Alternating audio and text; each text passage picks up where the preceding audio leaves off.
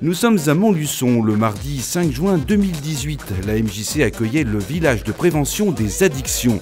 Cette action, financée par le Conseil régional Auvergne-Rhône-Alpes, organisée par l'AMPA et l'Éducation nationale, représentée par la direction des services départementaux de l'Éducation nationale de l'Allier, avait pour objectif de sensibiliser les jeunes à l'addiction en leur parlant un autre langage. Ici, la prévention Maïf animait l'atelier Parcours Lunettes Simulation, avec des lunettes un peu bizarres. Ça va. Ça fait bizarre la première fois. C'est curieux? Oui. Et ça fait en fait tout flou. Eh ben, c'est pour voir comment avec de l'alcool on a moins de réflexes et on voit moins bien et comment on prend plus de risques quand on conduit. T'essayes la nuit? Oui. On y va?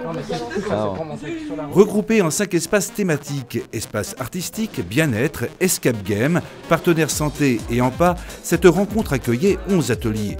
Pour la ville de Montluçon, l'addiction, c'est aussi le numérique, les écrans et les contenus internet ou les téléphones portables. Combien de temps au téléphone? On fait ça, monsieur? Longtemps, très longtemps, tout le temps. Il y a l'écran qui attire tout le temps, les jeux qui donnent envie d'aller un peu plus loin. Il y a bien sûr complètement, il y a une certaine addiction qui est liée au contenu en fait sur Internet ou les contenus des applications, tout ça. Essayer de s'éloigner des écrans, de retrouver un peu du contact humain, des choses comme ça. Oui. Malgré une ambiance d'une apparente décontraction, cette action abordait donc une problématique très sérieuse pour la jeunesse. L'addiction sous toutes ses formes, un véritable problème avec de lourdes répercussions en classe et dans la vie quotidienne de l'élève. Maintenant, au niveau de la dépendance psychologique, c'est quelque chose de très prégnant chez nos jeunes avec justement cette addiction, ce qui se définit comme telle, d'être sans cesse dirigé vers le produit et cette volonté de toujours rechercher les effets qui sont néfastes de ce produit. C'est là où justement on rentre dans l'engrenage, donc manque de concentration, donc on a du mal aussi à intégrer ce qui nous est dit et puis ça se reflète au niveau bien sûr du comportement général de l'élève, de son attention, etc., mais aussi sur ses résultats scolaires. L'Association nationale de prévention en alcoolologie et addictologie, l'AMPA, a mené un véritable travail collaboratif avec le comité départemental d'éducation à la santé et à la citoyenneté de l'Éducation nationale de l'Allier. Les ont rejoints la ville de Montluçon avec l'espace Montluçon Jeunesse, la prévention Maïf et la direction départementale de la cohésion sociale et de la protection des populations.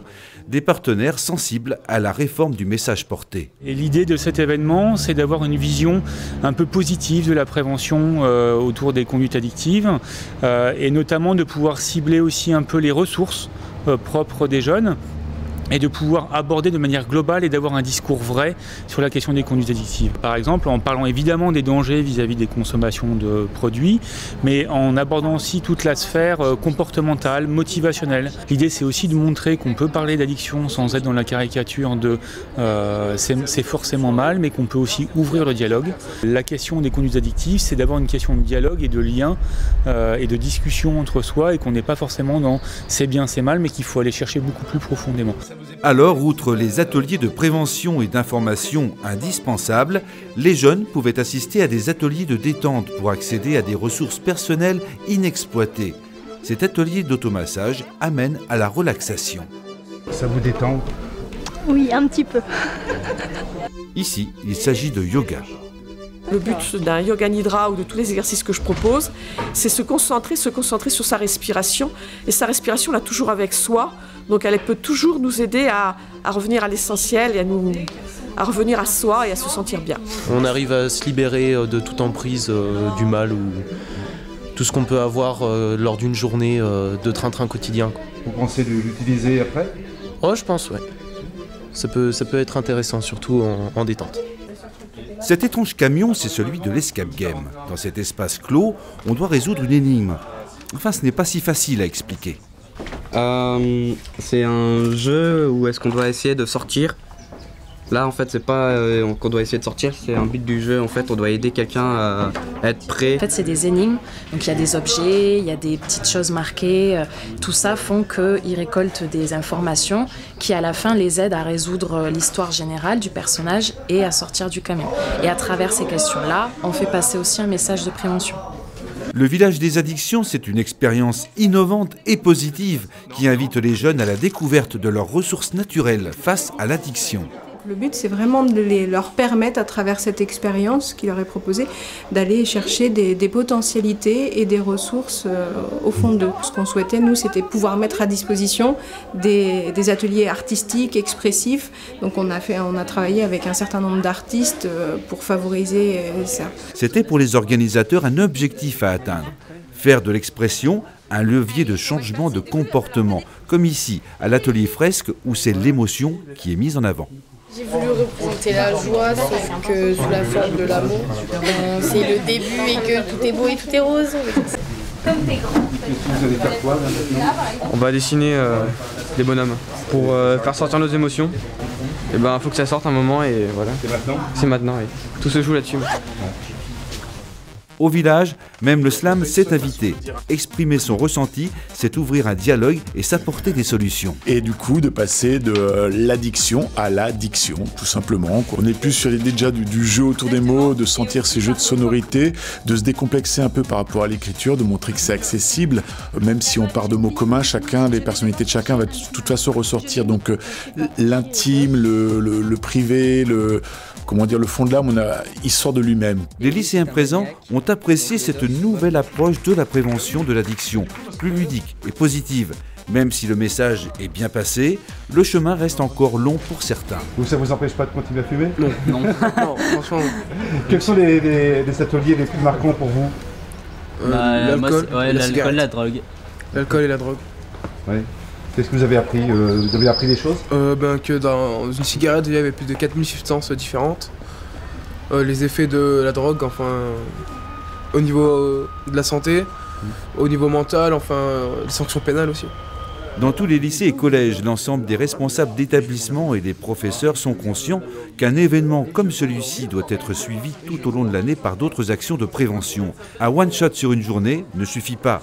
Une écoute active à destination des jeunes tout au long de l'année est nécessaire.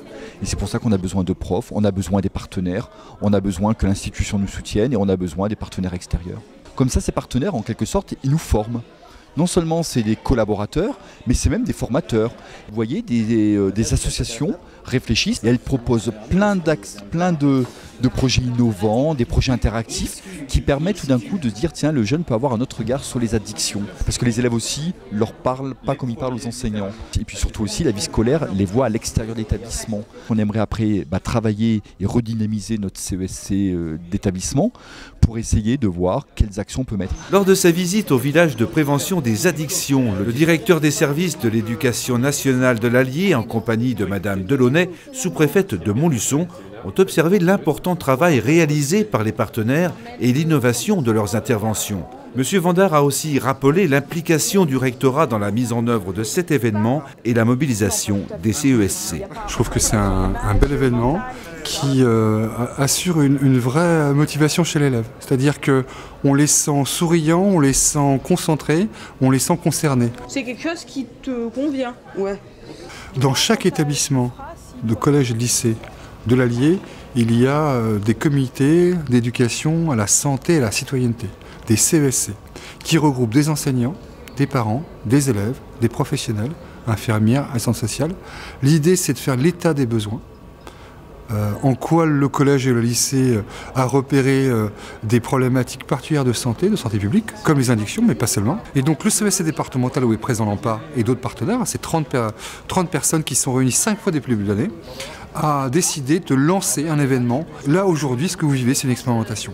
Et je crois que c'est un succès. Maintenant, le CESC départemental va se demander comment reproduire, comment dupliquer dans tous les bassins, Moulins, Vichy, mais aussi, pour recommencer à Montluçon, des formes identiques, qui ressemblent, pour continuer à travailler sur un chantier qui est quand même crucial. Cette journée de prévention a pu se dérouler grâce à la participation financière du Conseil régional et de l'Agence régionale de santé. Près de 200 jeunes ont pu participer aux ateliers proposés. Les lycées de Montluçon Albert Einstein, Paul Constant et le collège Jean-Jacques Soulier de Montluçon se sont fortement mobilisés.